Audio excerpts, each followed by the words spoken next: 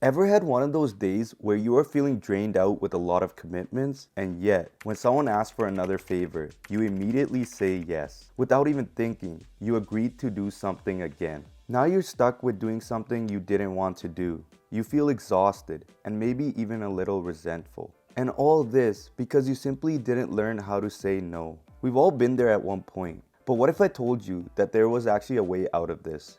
Simply by learning how to say no, you can lead a life with less stress, have more confidence, and even build better relationships.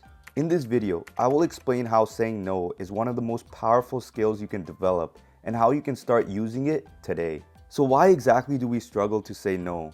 Mostly, it's because we don't want to disappoint people. We might be afraid that they'll think we're rude or selfish. Or maybe you might even think that you have FOMO, fear of missing out.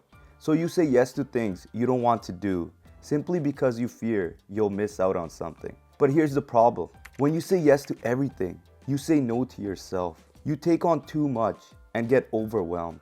You waste time on things that don't even matter to you. And worst of all, you start feeling used instead of appreciated.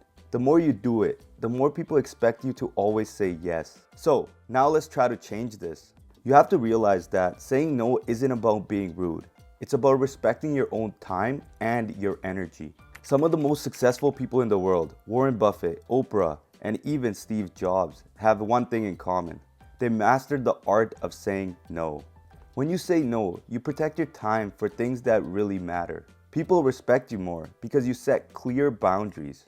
You gain confidence because you are in control of your own life. It's like building a muscle. The more you practice it, the stronger you get at it. So how exactly can you start saying no more without feeling guilty? Here are a few things you can try.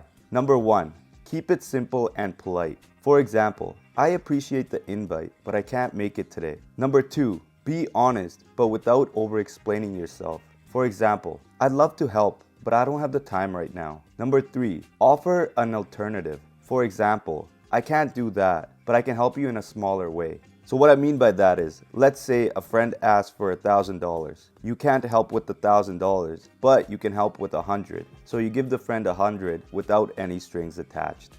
And if after all this, someone still pushes and insists, just repeat yourself. You don't have to justify it to them. The more you say no to things that drain you, the more you say yes to yourself. With practice, you can master the art of saying no and have much more control over how you spend your time and your energy. And trust me, the friend that keeps on pushing you might not actually be your real friend. So here you can actually reflect on that relationship. So that's it for today's video. Have you ever been stuck in a situation because you refuse to say no? If so, please let me know in the comments below, and let's find ways to help you and others as well, including myself. If you liked that video, please like it. Also subscribe to my channel for more videos like this. I hope to see you soon. Let's continue to grow together.